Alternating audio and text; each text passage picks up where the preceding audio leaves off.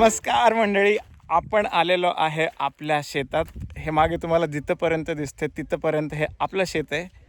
आणि इकडे इथे जिथपर्यंत तुम्हाला हे प्लेन दिसतंय तर ही सगळी आपली शेती आहे. आणि शेतातला हा माझा पहिला व्लॉग आहे. आणि आज आपण करणार आहोत हरभऱ्याची लागवड. हरभऱ्याची पेरणी चालू आहे. मागे ट्रॅक्टर आहे. तर ही कशी पेरणी होते, याचा सीझन साधारणतः काय असतो आणि माझा हा अनुभव कसा आहे, हे सगळं या व्लॉगमध्ये मी तुमच्याशी शेअर करणार आहे. त्यामुळे हा व्लॉग तुम्ही शेवटपर्यंत बघा. आणि जर चॅनलवर नवीन असाल तर लाईक, शेअर आणि सबस्क्राईब करायला विसरू नका. चला स्टार्ट करूया आपल्या वेगळ्या व्लॉगला. मी तुम्हाला मगाशी सांगितलं तसं इथून सगळी ही पेरणी आहे. याच्यातला अर्धा गहू आणि इकडे हरभरा अशी पेरणी होणार आहे. तर हा दुसरा सीझन आहे या इयरचा. कारण साधारण दिवाळीपर्यंत आधी जून जुलैमध्ये इथे पेरणी होते ती सोयाबीनची. आणि दिवाळीच्या दरम्यान त्याची हार्वेस्टिंग होते आणि नंतर सेकंड सीझन चालू होतं शेतातला. यावर्षी थोडं पाऊस कमी असल्यामुळे इकडे विहिरीला पाणी कमी आहे. त्यामुळे पेरणीला थोडा उशीर झाला आहे. पण पुरेल असा अंदाज आहे. त्यामुळे आता आपण आज पेरणीसाठी मी स्पेशली आलेलो आहे शेतात. ते बघूया. ट्रॅक्टर राईड पण आपण करणार आहोत.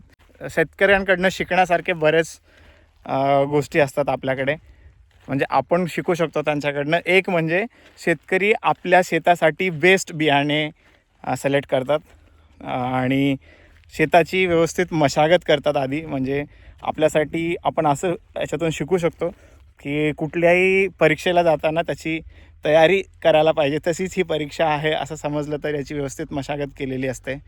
आणि कुठलीही घाई ते करत नाहीत. असं नसतं की आज पेरणी झाली आणि लगेच दुसऱ्या दिवशी त्यांना रिझल्ट मिळतो.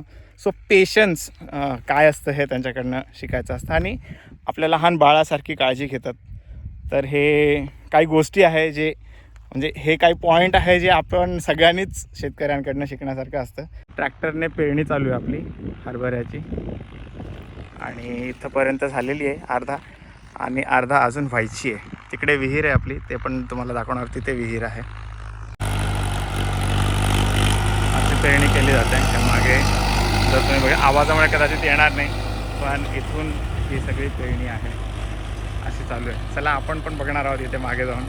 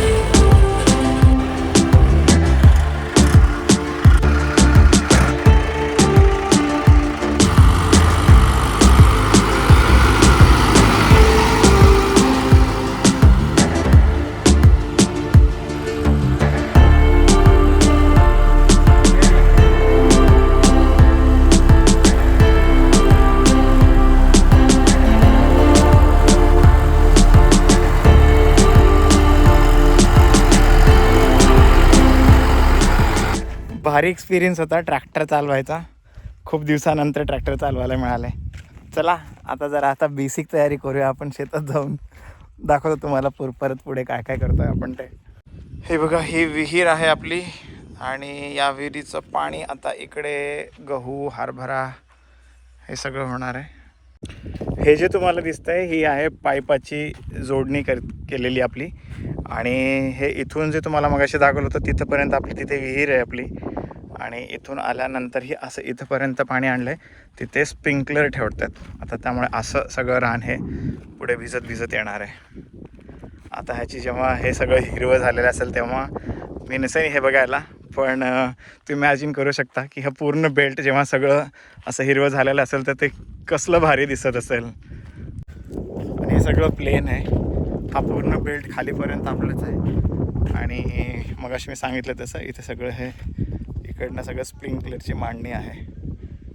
बाकीची लोक आहेत मदतीला, त्यांच्याच मदतीने करून घेतात, पण ते ही always ensures that is there.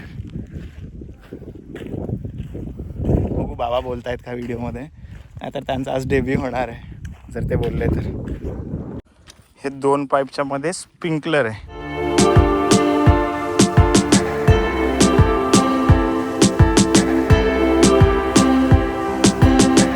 इथून पुढे गेले की अजून पुढे असेल, असं करत करत सगळं भिजत नाहीच आहे. आजचा दिवस सार्थकी लागला मित्रांनो. हे बघा, आपण हा सगळा सेटअप केलेला आहे स्प्रिंकलरचा, आणि इथून आपलं रान भिजत भिजत जाणार आहे. हे इथून रान भिजेल, आहे इथून रान सगळं भिजत ते जिथपर्यंत दिसतंय तिथपर्यंत भिजवायचं आहे आपल्याला. हे शहरात आपण पाणी असंच वाया घालवतो, इकडे आलं की कळतं की एक एक थेंबाचं महत्त्व काय असतं. शेतकऱ्यांना त्याचं महत्त्व माहिती असतं. 7 वाजता दुपारचे 2:30, आणि आपल्याला वाटतं एवढं सोपं नसतं मित्रांनो शेतातलं. एका दिवसातच एकदम हवा टाईट झाली आहे, कारण एकतर ऊन आहे आणि हे सगळं पाईप बीप उचलायचं हे सगळं अवजड काम असतं शेतातलं. तर इकडे आहेत अजूनही आपली माणसं, तिकडे पाईप लावत बसली आहेत, आणि इकडे आपली विहीर आहे. खूप अवघड असतं आणि हे खूप जिकरीचं आणि मेहनतीचं काम असतं. माझ्या मागे हे दिसतंय तुम्हाला, तर हे सगळी तुरीची शेती आहे.